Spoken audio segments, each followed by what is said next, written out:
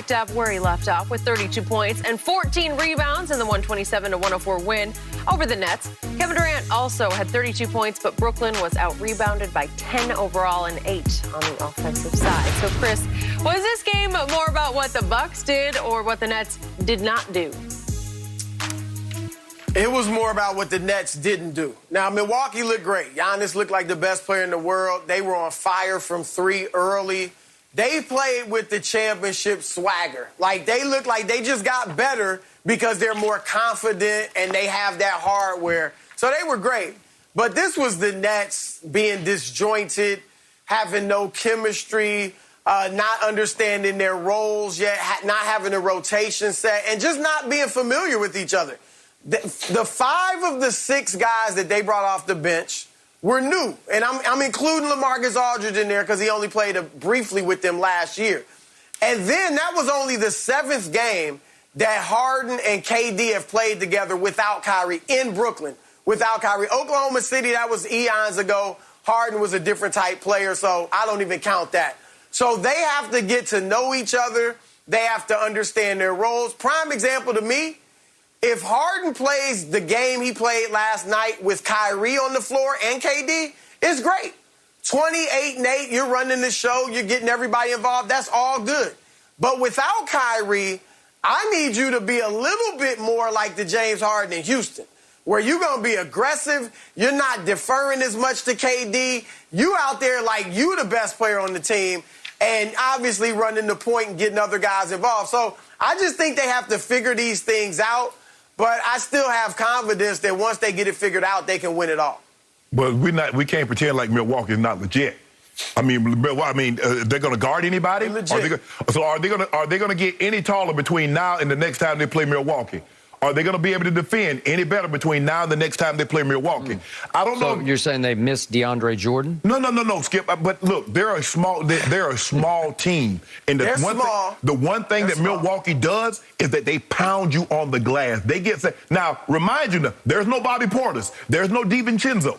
There were the 2 guys that really contributed, especially Portis, in that series against Phoenix. He played great down the stretch. I believe it was more about Milwaukee. They have unlocked Giannis. He got this title. I'm looking at this man. He's looking at that ring, and he's looking up there as they drop that banner. He's a different animal. Every guy that's won the title, after they won the title, they became different men.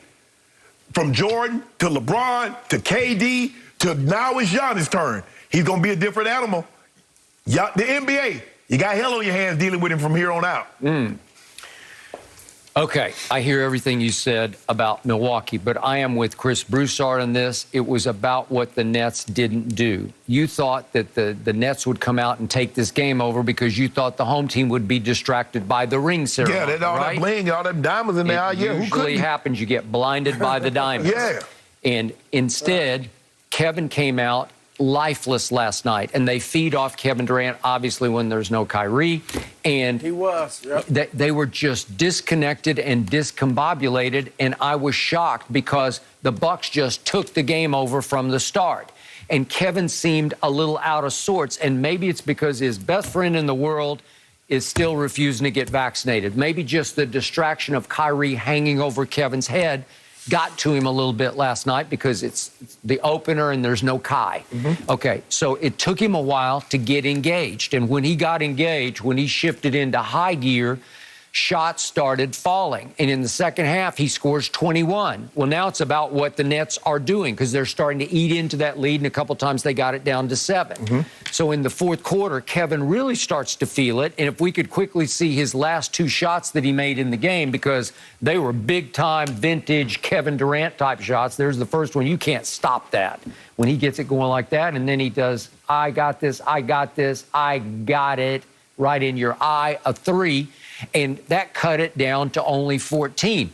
My point is, in the NBA, with the hot-handed three-point shooting, Patty Mills had made 7 of 7. Joe Harris was hot, James was hot, and Kevin was getting hot. All of a sudden, I look up, and Steve Nash has yanked all of them off and said, no mas. We give up at the 4-minute mark. Well, I thought they could cut the 14 down to 4 or 2 or 1. And I don't know why Steve Nash gave up so quickly on this game, because it was becoming about what the Nets were finally doing. But here's the thing. Let's just say, for the sake of argument, Chris and Skip, that KD and Giannis play to a standstill. I believe Chris Middleton and Drew Holiday will play James Harden to a standstill. Okay, so now, look at your bench, look at their bench. Who's gonna win that battle? This is where this is what made them so basically unbeatable with Kyrie. Now there's only 2. You got 2 guys, they got 3 guys, they can match up with you. They can match you scoring for scoring. Now we turn it into a bench game. Milwaukee's bench is better than yours. I don't know about that. If LaMarcus can get back in gear, I like the Nets bench. Come on. You like it better than Milwaukee's? Ooh, man, I don't know. And wait until Cam Thomas starts to figure it out. Who? The Summer League MVP, Cam Thomas, their first-round pick. And they still now they didn't have Bobby Portis. He's a bench player. Now I believe Grayson Allen will go to the bench and DiVincenzo will be starting. So now you got Grayson Allen, Connaughton, and Bobby Portis. Even Antetokounmpo's brother, Thanasis, he's playing better. He got and Nawara. Skip, he looks like a player. Okay. Now, I know it's one game, and I ain't going to say, oh, he's going to be 6th man of the year, but he looks like a player. He was taking and making shots with a lot of confidence. Now, I know he's at home, and, you know, you at home, the role players play a little better at home than on the road. But I like what I saw. Y'all ain't going to get no bigger. Kevin Durant ain't gaining no 20 pounds, so he got the bang. 11 rebounds and 2 block shots by Kevin Durant. Okay, what did Giannis do? Giannis was 32-14. 7 assists, 2 block shots, and a steal, and a partridge in a pear tree. That's the best player. I don't know about you last night, Chris, but I saw the best player in the NBA get a ring last night. He was the best. Oh, yeah, that's what I saw. You saw that too, The best player on the planet finally heated up late in the game, and if his toenail had not been on the line last year, we'd be having a whole different conversation. There had been no ring ceremony. But we having this conversation. Okay. Giannis is the best player, and he got the ring last night to show it. Not the best player.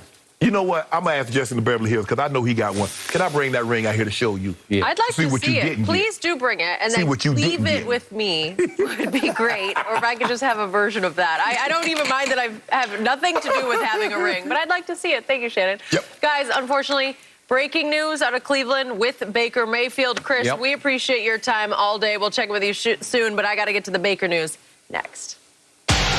On the right foot last night, Giannis picked up where he left off with 32 points, 14 rebounds in the 127-104 win over the Nets. Kevin Durant also had 32 points, but Brooklyn was out-rebounded by 10 overall and 8 on the offensive side. So, Shannon, was this game more about what the Bucks did or what the Nets did not do? It's the Bucks. Skip, the Bucks are really good. These guys, their core group has been together for an extended period of time. Connaughton understands his role. Everybody understands their role. Everything is built around Giannis. Giannis does what he does. And I tell you, Skip, he's going to have a phenomenal year. I mean, he got the easiest 32, 14, and 7 that we've ever seen. And he didn't shoot the ball particularly well from the floor. But he's Giannis, and he's feeling more confident pulling up with the jump shot. But when you look at it, Skip, they're a really good basketball team. He made 7 of 9 from the free throw line. This is a very good defensive team. I think Grayson Allen is going to help them an awful lot. I would agree. DiVincenzo hasn't come back yet. He's a ball. It's the same role. Right, the same role. So now you get Allen coming off the bench. I agree. I think it's going to help them an awful lot. Skip, this is not a knock on Brooklyn. KD got going in the second half. Skip, he scored 21 of his 32 in the second half. But the game really wasn't that close. I think the closest they got was probably about 7. It stretched as far as like 18, 19 at one point in time in the game. But I think the biggest thing is that the Milwaukee know who they are. They know what they want to do, and they go and do it. Skip, the thing is that Brooklyn, KD is a big, but they're not a big team, and they're going to get, and that's what Milwaukee does. Milwaukee kills you on the glass. And they were without Bobby Portis, who's another big body guy that can offensive rebound and shoot. And so for me, this wasn't about what Brooklyn didn't do. This is who the Milwaukee Bucks are. And Giannis, and I said it, Skip, and you take it, I think without Kyrie, the Bucks sets up very favorable in the Eastern Conference. Now, I think this is going to be nip and tuck. I think Miami is going to be really, really good. Obviously, we believe Brooklyn and the Bucks, we know what they represent. But I don't really think it was anything that Brooklyn didn't do. This was all about Milwaukee. Milwaukee is really good. Giannis is only going to get more confidence. You seen him, he looked at that big old thing from Jason to Beverly Hills. He's like, I got one. He looked up to the rafters. I got one. Now, you unlocked him, Skip. He believes he can do all things. Yep. They've unlocked him because for the longest time, yeah, he's great regular season, but he can't do it in the postseason. Yep. He got knocked out here. He got knocked out there. You've unlocked him. You let him realize just how good he is. You got your hands full moving forward. Okay, I got it. I hear you. I almost co-sign on everything that you just said. But I still believe, in the end, this was more last night about what the Nets didn't, couldn't, wouldn't do. What did you tell me yesterday? You suspected that the Nets would win this game because every time you have a ring ceremony, what traditionally happens to the home team? Yeah. The ring team.